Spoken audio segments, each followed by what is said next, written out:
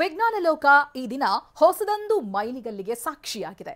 ಒಂದಲ್ಲ ಎರಡಲ್ಲ ಬರೋಬ್ಬರಿ 9 ತಿಂಗಳು ಅಂತಾರಾಷ್ಟ್ರೀಯ ಬಾಹ್ಯಾಕಾಶ ನಿಲ್ದಾಣದಲ್ಲಿ ಸಿಲುಕಿದ್ದ ಭಾರತೀಯ ಅಮೆರಿಕನ್ ಗಗನಯಾತ್ರಿ ಸುನಿತಾ ವಿಲಿಯಮ್ಸ್ ಮತ್ತು ಬುಚ್ ವಿಲ್ಮೋರ್ ಸುರಕ್ಷಿತವಾಗಿ ಭೂಮಿಗೆ ಮರಳಿದ್ದಾರೆ.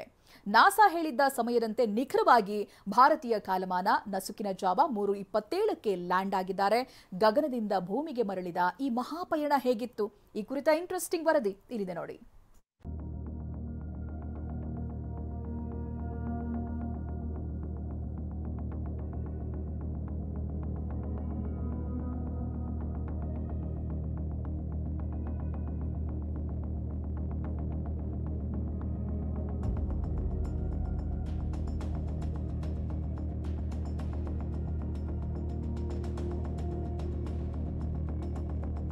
ಒಂಬತ್ತು ತಿಂಗಳ ತ್ರಿಶಂಕು ಸ್ಥಿತಿಗೆ ಕಡೆಗೂ ಮುಕ್ತಿ.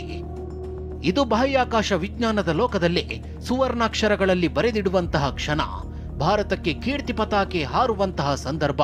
ಬರೋಬ್ಬರಿ 9 ತಿಂಗಳು ಅಂದ್ರೆ 286 ದಿನಗಳ ಕಾಲ ಅಂತಾರಾಷ್ಟ್ರೀಯ ಬಾಹ್ಯಾಕಾಶ ಕೇಂದ್ರದಲ್ಲಿ ಸಿಲುಕಿಕೊಂಡಿದ್ದ ಭಾರತೀಯ ಮೂಲದ ಗಗನಯಾತ್ರಿ ಸುನಿತಾ ವಿಲಿಯಮ್ಸ್ ಮತ್ತು ಬುಚ್ ವಿಲ್ಮೋರ್ ರನ್ನ ಅತ್ಯಂತ ಸುರಕ್ಷಿತವಾಗಿ ಭೂಮಿಗೆ ಕರೆತರಲಾಗಿದೆ. ಬುಧವಾರ ಭಾರತೀಯ ಕಾಲಮಾನ ನಸುಕಿನ 3:27ಕ್ಕೆ ಲ್ಯಾಂಡಿಂಗ್. ನೋಡಿ, ಇದು ನಿಜಕ್ಕೂ ರೋಮಾಂಚಕ ದೃಶ್ಯ. ಯಾವ ಹಾಲಿವುಡ್ ಸಿನಿಮಾ ಸೀನ್ಗೂ ಕಡಿಮೆ ಏನಿಲ್ಲ. ಸುನಿತಾ ವಿಲಿಯಮ್ಸ್, ಬುಚ್ ವಿಲ್ಮೋರ್ ಸೇರಿ 4 ಗಗನಯಾತ್ರಿಗಳನ್ನ ಹೊತ್ತಿದ್ದ ನೌಕೆ ಯಾವ ರೀತಿ ಸಮುದ್ರಕ್ಕೆ ಬೀಳುತ್ತಿದೆ. ಭಾರತೀಯ ಕಾಲಮಾನ ಮಂಗಳವಾರ ಬೆಳಿಗ್ಗೆ 10:35ಕ್ಕೆ 400 ಕಿಲೋಮೀಟರ್ ದೂರದ ಅಂತಾರಾಷ್ಟ್ರೀಯ ಬಾಹ್ಯಾಕಾಶ ಕೇಂದ್ರದಿಂದ 4 ಗಗನಯಾತ್ರಿಗಳನ್ನ ಹೊತ್ತ ಸ್ಪೇಸ್ ಎಕ್ಸ್ ಕ್ರೂ ಡ್ರ್ಯಾಗನ್ ಬಾಹ್ಯಾಕಾಶ ನೌಕೆ ಭೂಮಿಯತ್ತ ಗಂಟೆಗೆ 28,000 ಕಿಲೋಮೀಟರ್ ವೇಗದಲ್ಲಿ ಪಯಣ ಆರಂಭಿಸಿತ್ತು. ನಿರಂತರ 17 ಗಂಟೆಗಳ ಪಯಣದ ಬಳಿಕ ಭಾರತೀಯ ಕಾಲಮಾನ ಸರಿಯಾಗಿ ಇಂದು ನಸುಕಿನ 3:27ರ ಸಮಯಕ್ಕೆ ಅಮೆರಿಕಾದ ಫ್ಲೋರಿಡಾ ಸಾಗರದಲ್ಲಿ ಲ್ಯಾಂಡ್ ಆಗಿದೆ.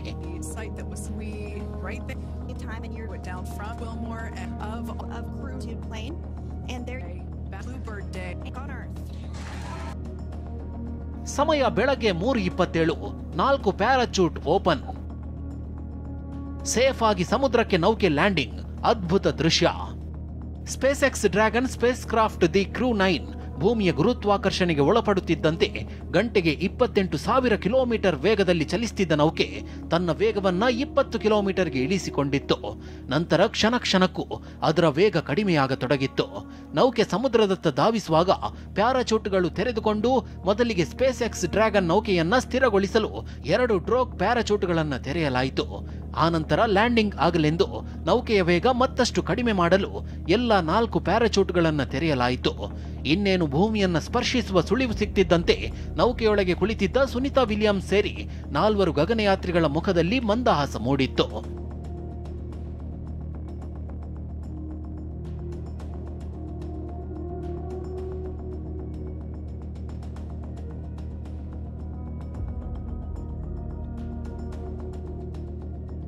ಸಮಯ 3:28.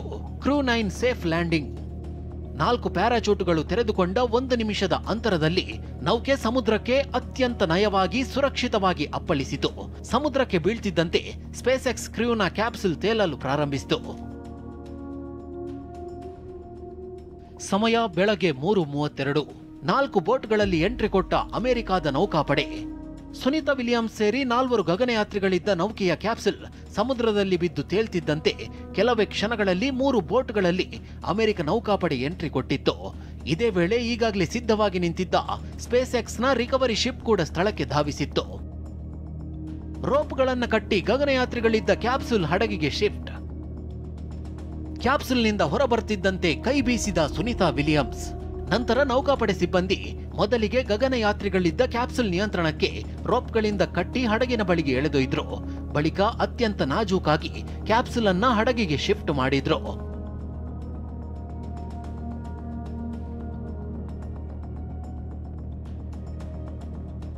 ಸಮಯ ಬೆಳಗ್ಗೆ 4:22.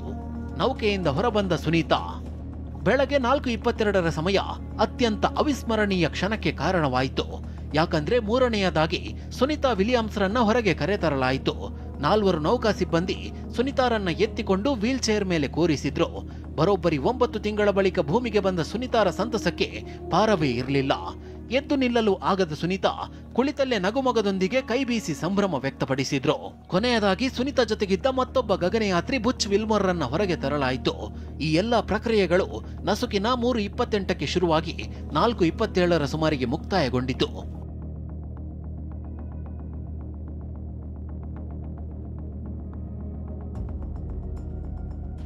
ನಾಲ್ವರು ಗಗನಯಾತ್ರಿಗಳು ಹೆಲಿಕಾಪ್ಟರ್ನಲ್ಲಿ ನಾಸಾ ಆಸ್ಪತ್ರೆಗೆ ಶಿಫ್ಟ್. 4 ಗಗನಯಾತ್ರಿಗಳನ್ನ ಸ್ಪೇಸ್ ಎಕ್ಸ್ ಡ್ರ್ಯಾಗನ್ ಕ್ಯಾಪ್ಸುಲ್ನಿಂದ ಹೊರಗೆ ಕರೆತರ್ತಿದ್ದಂತೆ ಅವರು ಧರಿಸಿದ್ದ ಸ್ಪೇಸ್ ಸೂಟ್ನಲ್ಲೇ ಹೆಲಿಕಾಪ್ಟರ್ ಮೂಲಕ ಜಾನ್ಸನ್ ಸ್ಪೇಸ್ ಸೆಂಟರ್ನಲ್ಲಿರುವ ನಾಸಾ ಆಸ್ಪತ್ರೆಗೆ ಶಿಫ್ಟ್ ಮಾಡಲಾಯಿತು. ಇಷ್ಟು ದಿನ ಬಾಹ್ಯಾಕಾಶದಲ್ಲಿದ್ದ ಕಾರಣ ಇಲ್ಲಿನ ವಾತಾವರಣಕ್ಕೆ ಗಗನಯಾತ್ರಿಗಳು ಹೊಂದಿಕೊಳ್ಳಬೇಕಿದೆ. ಅವರ ಆರೋಗ್ಯ ಸ್ಥಿತಿ ಸ್ಪಂದಿಸಬೇಕಿದೆ. ಹೀಗಾಗಿ ಆಸ್ಪತ್ರೆಗೆ ದಾಖಲಿಸಿ ಅಗತ್ಯ ಚಿಕಿತ್ಸೆ ನೀಡಲಾಗುತ್ತೆ. ಸಮಗ್ರವಾಗಿ ತಪಾಸಣೆಗೆ ಒಳಪಡಿಸಲಾಗುತ್ತೆ. Bureau report, TV9.